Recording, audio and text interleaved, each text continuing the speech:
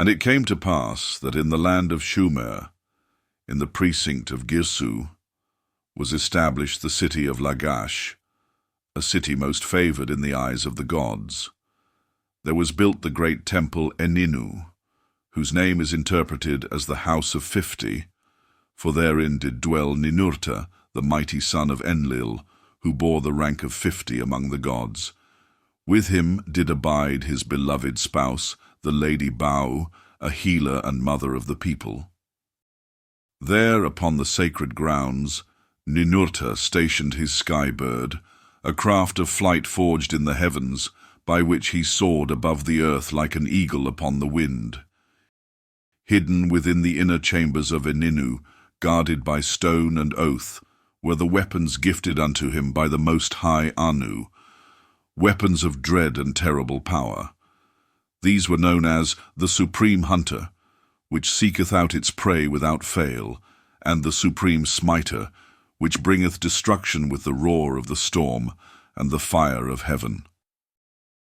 Upon the ruins of the buried city of Sippur, a new city was raised by the hands of the gods and the labors of men, and it was made as a beacon of light unto the earth. There Utu, the son of Nana, took his dwelling with his spouse Aya. The name of his abode was called Ebaba, which is interpreted as the shining house. From the sanctuary of light Utu went forth, robed in brightness, to judge the hearts of men and weigh their deeds in the balance. He proclaimed unto the earth the laws of justice and righteousness, which were to be obeyed by all humankind, that peace might dwell among them, and the order of the gods be upheld. The people came to him for counsel, and the kings received their authority by his hand. For he was the one who beheld all from the heights, whose eyes missed nothing beneath the sun. Some among the sons of men did call him the lawgiver, and others whispered his name in awe, saying, Is not Utu as Yah, who gave the commandments to the people? But the wise knew that Utu was appointed as the bearer of light and law, the dispenser of justice, and the guardian of divine order upon the earth. And unto Ninhasag, the great mother of life, the peacemaker and healer among the gods, a temple abode was prepared with reverence and adorned in holiness. The sanctuary was established in the land of Abab, southward of Babylon, near unto the city of Shurubak, where once she had sheltered the woman Batanash, and watched over the child Zusudra. The name of the house was called the House of Succor and Healing Knowledge, for therein flowed mercy like a river, and wisdom bloomed like the rose in spring. In that place were kept the sacred Mes, the divine tablets of power and instruction, containing the secrets of the flesh and the bones, the blood and the breath of earthling kind. These holy codes held the wisdom of the shaping of man and woman from the clay of the earth, and the seed of the stars, as was done by Enki and Ninhasag in the days of the beginning. The noble Nana, son of Enlil and Ninlil, was granted a city of splendor upon the earth, and its name was Urim, which men later called Ur. In the midst of the plain did it rise, a city of straight streets and ordered ways, with canals flowing like veins of life, and wharves reaching forth to the waters for trade and provision. In the heart of Urim was built a temple, a lofty sanctuary of stone and majesty, and its name was called Egish Shirgal, the house of the throne's seed. Therein did Nana dwell, the moon god of radiance and wisdom, and in the night his silver light did fall upon the land like gentle rain, casting a holy glow upon the streets of his city. For Nana, the firstborn of the Anunnaki upon the earth, was beloved in the eyes of both God and man, and his symbol was the crescent moon, a sign of his dominion over night and time. From Urim his glory spread unto the north, unto the city of Haran, which the scribes of later days called holy, in the lands of Aram, near the great rivers.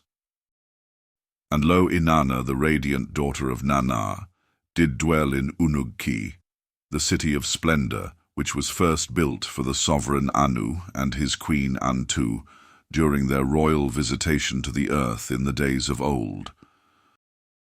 When Anu returned unto NIBIRU, he bequeathed unto his great-granddaughter Inana the royal abode, saying, This city shall be thine, O bright star of heaven, to rule and to reign in the sight of gods and men. Uruk flourished under the care of Inana, becoming a city of might and wonder, which men in later times called Uruk, and by the scribes it was written as Erech, famed in the scrolls of old. In the generations that followed, there arose in Uruk a mighty king, Gilgamesh, son of both heaven and earth, a demigod of strength and pride, whose deeds filled many tablets. Marduk, firstborn of Enki, returned from exile and was permitted to dwell once more in Eridu, yet no house or precinct was granted to him or to his son Nabu. Marduk's heart was kindled with rage, for he saw the glories given to others while he remained as a stranger in the city of his own father's founding. Now Ishkar, called also Adad, son of Enlil, returned to the highlands of the north, unto the lands of rugged peaks and thunderous winds, lands that men would later call Turkey, Afghanistan, and Iran. There was built for him an abode in the mountains, a mighty stronghold, which they called the House of the Seven Storms, for from it came thunders and tempests, signs of Ishkar's power over the skies. And it came to pass in the days of peace and instruction that within the precincts of the cities of the Eden, which is the first region upon the earth, the Anunnaki taught the sons of men many crafts. They instructed the Earthlings in the arts of building, in the shaping of stones, and the fashioning of bricks. They taught them how to lay foundations, raise pillars, and carve adornments of beauty. And lo, they guided them in the arts of craftsmanship, in the melting of metals and the fashioning of tools. They taught them the painting of colors, the weaving of cloth, and the making of lyres and harps for joyful sound. Then did the fields yield plentifully, for the Anunnaki caused the waters of the Tigris and the Euphrates to be channeled into the lands through many canals, and the soil became rich and fruitful. The grain grew high, and the granaries were filled to bursting.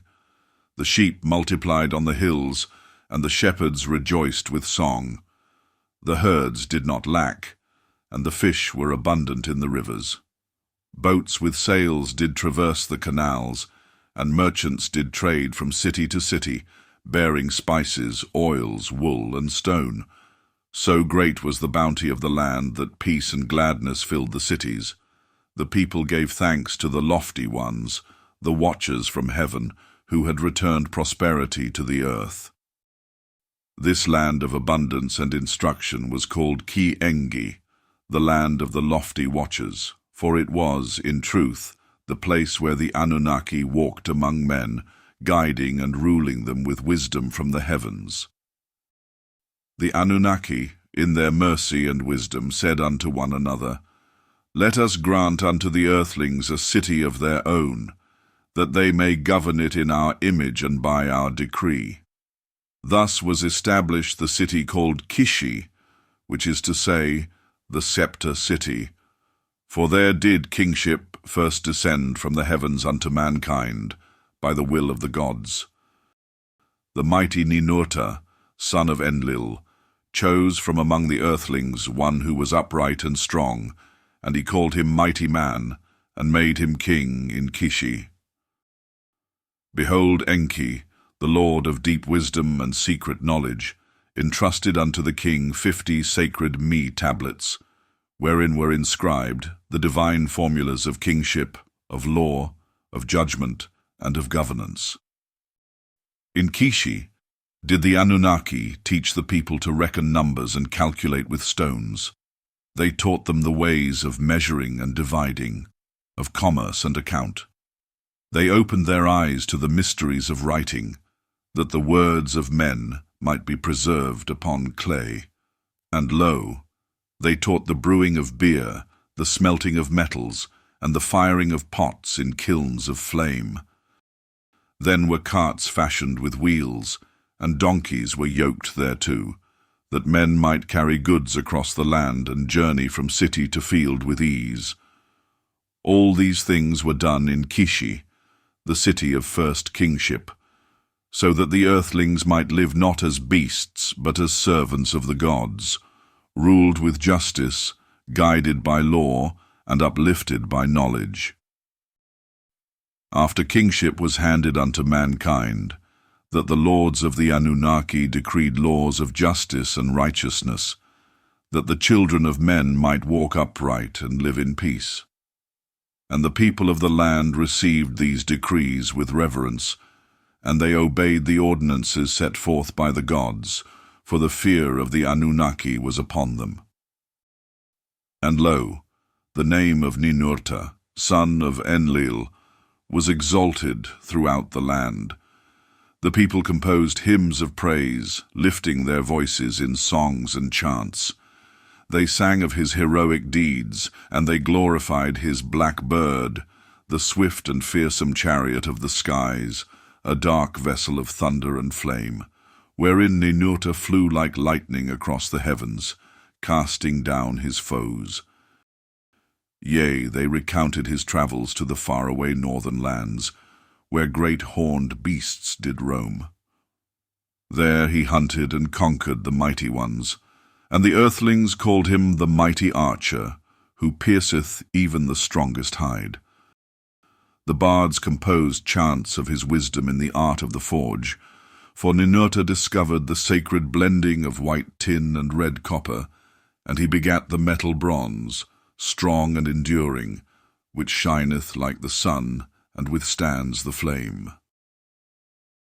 So great was his fame that the Anunnaki placed among the stars a sign in his honor, the constellation called Sagittarius, the archer who rideth the sky.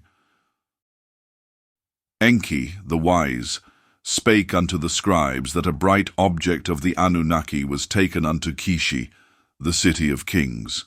Yet he spake no more of it, nor revealed the nature of that holy thing. Inana, daughter of Nana and beloved of the gods, dwelt in the city of Uruk, awaiting her inheritance, the third region, to be bestowed upon her by the council of the Anunnaki. But her soul burned with ambition, and her heart was full of desire, for she longed to rule with glory and be honored among the mighty.